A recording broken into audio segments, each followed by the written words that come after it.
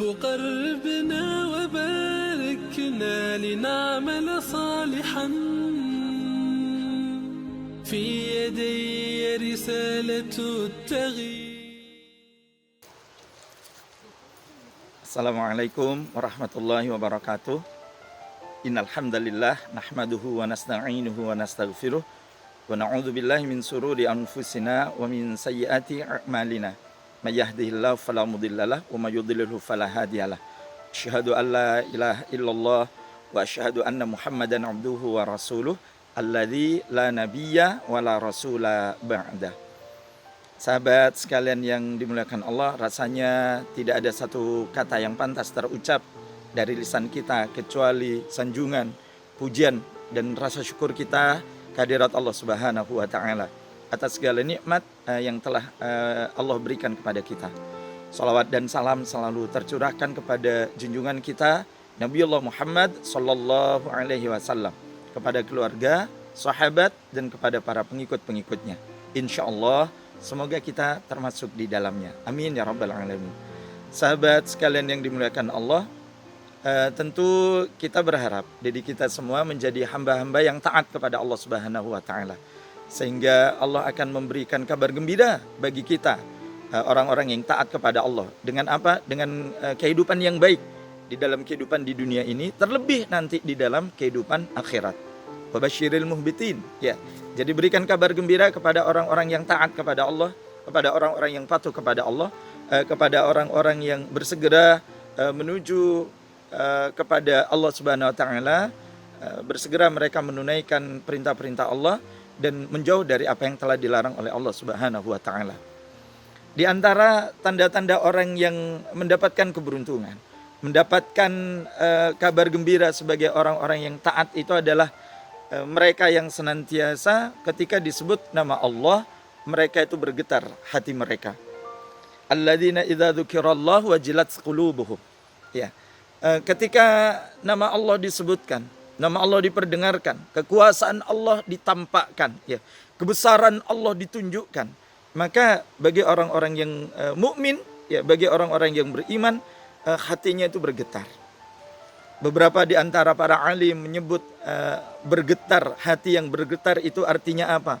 Mereka senantiasa mengagungkan nama Allah dengan lisan mereka, membasahi bibir mereka dengan kalimat-kalimat pujian, kalimat tasbih, kalimat tahmid, kalimat takbir, kalimat tahlil, dan kalimat sanjungan-sanjungan kepada Allah Subhanahu wa Ta'ala.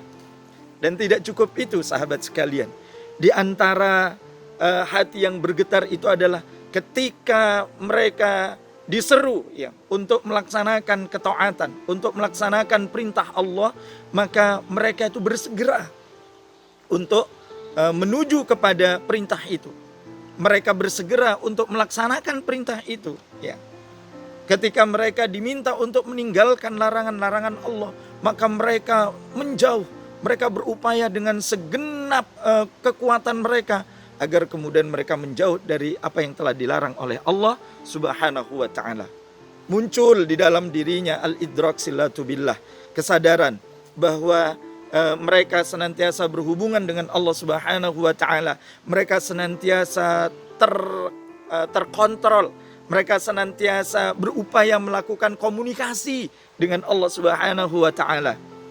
Ketika mereka mulai menjauh dari perintah, ya, orang-orang mukmin itu akan segera tersadarkan dan bahkan mereka akan mencoba untuk mendekat kembali dari perintah itu. Sebaliknya, ketika mereka mulai dekat dengan larangan dan bahkan mungkin telah berbuat larangan Allah Subhanahu wa Ta'ala, mereka tersadarkan. Mereka segera memohon ampun kepada Allah Subhanahu wa Ta'ala dan kemudian mereka berjanji tidak melakukan apa yang telah Allah larang atas diri mereka. Ini sungguh sesuatu yang tidak sederhana kita lakukan, terlebih dalam situasi dan kondisi ketika benar dianggap salah dan salah dianggap benar, maka membutuhkan konsistensi, membutuhkan kesungguhan, membutuhkan kekuatan agar kita tetap, ya, menjadikan rasa cinta, menjadikan hati dan pikiran kita terhubung dan tersambung dengan Allah Subhanahu wa Ta'ala. Itu yang pertama. Ketika disebut nama Allah, maka hati orang-orang yang taat kepada Allah itu bergetar. Dalam arti yang mereka senantiasa merasa Allah itu dekat dan merasa apa yang dia lakukan itu diawasi oleh Allah Subhanahu wa taala. Yang kedua, sahabat sekalian yang dimuliakan Allah, Allah Subhanahu wa taala menyebutkan atas diri kita di antara kebaikan orang-orang yang taat kepada Allah itu was-sabirina 'ala ma asabahum. Mereka itu senantiasa bersabar atas apa yang telah Allah timpakan kepada mereka, musibah yang Allah berikan kepada mereka. Orang yang taat itu tidak akan mudah berputus asa dari apa yang telah Allah tetapkan. Terlebih dalam situasi pandemi ya, seperti sekarang ini. Sebagai orang yang beriman, sebagai orang yang taat kepada Allah, kita sadar betul bahwa tawakal kita ya, tawakal disertai dengan ikhtiar maksimal kita kepada Allah, itu yang semestinya kita lakukan. Sekaligus menguatkan kesabaran bahwa Allah menurunkan musibah ini agar derajat kita itu diangkat, agar kemudian dosa-dosa kita itu diampuni, agar kemudian Allah memantaskan diri kita itu ke dalam surganya kelak di dalam kehidupan akhirat gitu. Agar kemudian kita itu senantiasa introspeksi diri, mawas diri ya, sebab tidak menutup kemungkinan sahabat sekalian yang dimuliakan Allah, adanya musibah ini itu karena Allah ingin kita itu mendekat, ingin kita itu ingat kepada Allah. Seringkali dalam masa pandemi ini kita mendapatkan atau diperintahkan untuk mematuhi protokoler buatan manusia. Nah, itu selama kemudian itu adalah membawa kebaikan kepada kita, maka kita harus penuhi. Ya, kita memakai masker, kita menjaga jarak, kita mencuci tangan, kita mengurangi mobilitas, menghindari kerumunan dan seterusnya misalnya ya. Itu insya Allah akan bisa memaksimalkan ikhtiar kita supaya kita terhindar dari pandemi, dari virus COVID-19 misalnya. Tetapi satu hal yang pasti, kita seringkali kadang-kadang abaikan protokolernya Allah gitu. Apa? Tinggalkan kemaksiatan gitu. Kita itu diminta untuk meninggalkan kemaksiatan kepada Allah Subhanahu wa taala, sebab bisa jadi kemaksiatan yang dilakukan oleh kita itu yang akan menjadikan Allah itu turunkan musibah atas diri kita. Sejatinya hendaklah kita itu berupaya ya untuk menjadi hamba-hamba yang senantiasa mau ya berbesar hati ya, mau kemudian untuk introspeksi diri ya, karena ketika kita perhatikan ya, kita itu diminta untuk berbuat kebaikan, mengikuti apa yang menjadi syariatnya Allah. Justru kadang-kadang kita itu membanggakan diri kita dengan melakukan ya keburukan-keburukan. Ketika Allah meminta kita untuk kembali kepada aturan, kepada perintah dan larangannya, kita justru kadang-kadang membanggakan melaksanakan aturan-aturan buatan manusia yang notabene itu bertentangan ya dengan apa yang telah ditetapkan oleh Allah. Na'udzubillah tsumma na'udzubillah min dzalik. Ini yang saya khawatirkan.